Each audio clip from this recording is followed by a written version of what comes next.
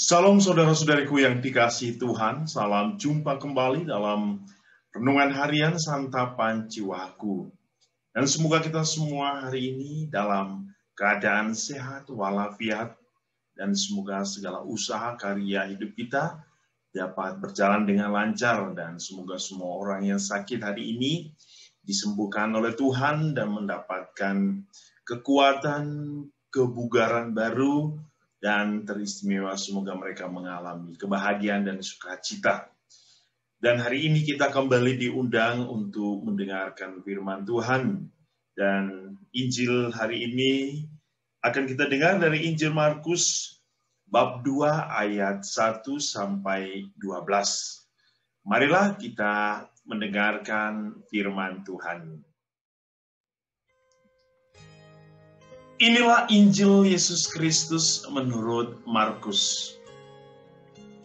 Selang beberapa hari sesudah Yesus datang ke Kapernaum, tersiarlah kabar bahwa ia ada di rumah. Maka datanglah orang-orang berkerumun sehingga tidak ada lagi tempat, bahkan di muka pintu pun tidak.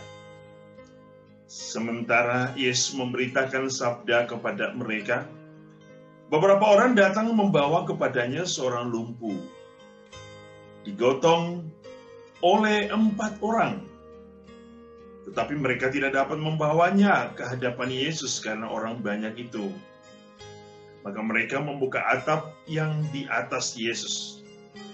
Sesudah atap terbuka, mereka menurunkan tilam tempat orang lumpuh itu terbaring. Melihat iman mereka, berkatalah Yesus kepada orang lumpuh itu, "Hai anakku, dosamu sudah diampuni." Tetapi di situ duduk juga beberapa ahli Taurat. Mereka berpikir dalam hati, mengapa orang ini berkata begitu? Ia menghujat Allah. Siapa yang dapat mengampuni dosa selain Allah sendiri? Tapi Yesus langsung tahu dalam hatinya bahwa mereka berpikir demikian, maka ia berkata kepada mereka, "Mengapa kamu berpikir begitu dalam hatimu? Manakah lebih mudah, mengatakan kepada orang lumpuh itu dosamu sudah diampuni, atau mengatakan bangunlah, angkatlah tilammu, dan berjalanlah? Tapi supaya kamu tahu bahwa di dunia ini anak manusia berkuasa mengampuni dosa." Lalu berkatalah Yesus kepada orang lumpuh itu, "Kepadamu kukatakan, bangunlah, angkatlah tempat tidurmu, dan pulanglah ke rumahmu." Dan orang itu pun bangun, segera mengangkat tempat tidurnya, dan pergi keluar di hadapan orang-orang itu. Mereka semua takjub, lalu memuliakan Allah, katanya, "Yang seperti ini belum pernah kita lihat." Demikianlah Injil Tuhan.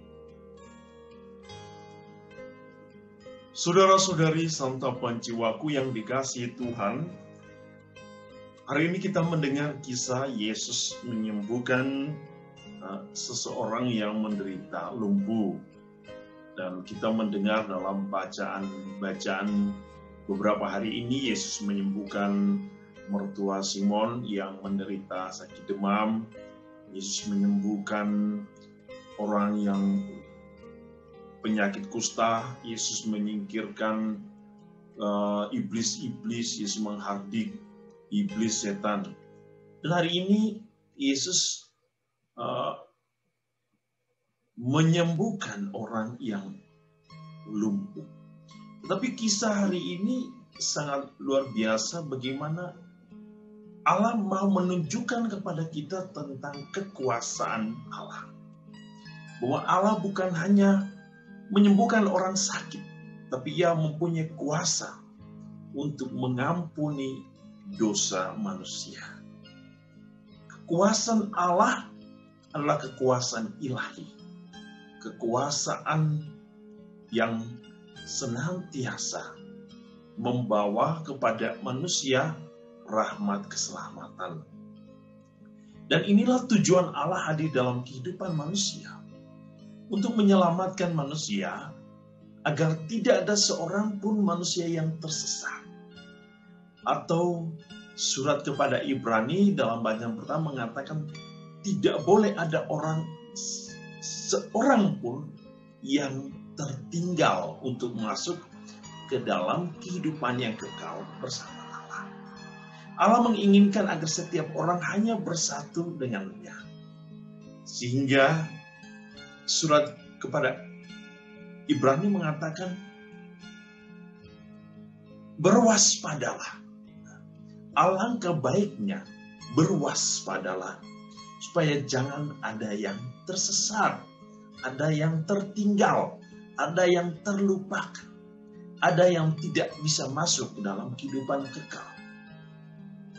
Tuhan memanggil semua orang. Tuhan mengundang semua orang. Dan undangan Tuhan adalah undangan keselamatan. Yang berikut, kita mendengar kisah hari ini Yesus menyembuhkan orang yang lumpuh.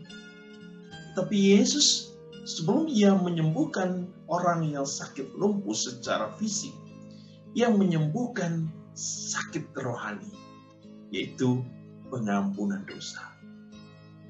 Saudara-saudari, mungkin kita tidak pernah merasakan bahwa sakit yang kita miliki itu kadang diakibatkan oleh perbuatan dosa kita. Perbuatan yang melanggar hukum cinta Allah. Perbuatan yang melanggar kekudusan ilahi yang berasal dari Allah. Kita mungkin berpikir sakit dalam diri kita adalah sakit yang biasa, ya secara fisik. Tapi kita harus menyadari dalam Injil hari ini bahwa dosa mampu membuat orang sakit. Dosa bisa membuat orang menderita, hancur. Oleh karena itu, hanya Allah yang mampu membersihkan dan menguduskan manusia dan membebaskan manusia dari kekuasaan dosa. Oleh karena itu, apa yang bisa kita lakukan hari ini adalah kita semua diundang untuk senantiasa membawa hidup kita hanya kepada Allah. Datanglah kepada Allah agar Ia menyembuhkan kita. Seperti orang lumpuh hari ini dibawa oleh orang lain, kita semua diundang untuk datang kepada Yesus. Tetapi di satu sisi, seperti kisah 4 orang yang memikul orang lumpuh, kita juga harus mempunyai satu tugas yang sama untuk membawa setiap orang kepada kekudusan. Mengembalikan orang-orang yang tersesat kepada Allah. Membiarkan mereka merasakan cinta yang senantiasa hilang dari kehidupan mereka oleh karena ketidaktaatan mereka kepada Allah dan perintah-perintahnya. Saudara-saudari, ini tugas kita. Tugas kita adalah untuk membawa keselamatan kepada semua orang. Membawa semua orang untuk mengenal Allah. Allah yang membawa sukacita, kebahagiaan, dan keselamatan. Dan yang terakhir, kita semua diundang untuk tetap mensyukuri setiap kasih karunia Allah di dalam hidup kita.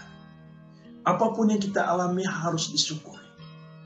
Jangan pernah merasa gelisah. Jangan pernah merasa kita tidak menerima kasih karunia Allah. Seperti yang kita dengar hari ini, bagaimana orang-orang Farisi selalu mencari kesalahan. Kesalahan apa yang dibuat oleh Yesus. Saudara-saudari, kadang kita juga sering mencari kesalahan-kesalahan. Kadang kita menyalahkan Allah dalam hidup kita. Ketika kita mengalami sakit, penderitaan, kita kadang menyalahkan Allah seolah-olah Allah yang membuat kita menjadi sakit. Kita harus mengintrospeksi diri kita. Kita harus melihat bagaimana kehidupan yang kita jalani. Apakah kita sungguh setia dan taat kepada Allah atau tidak.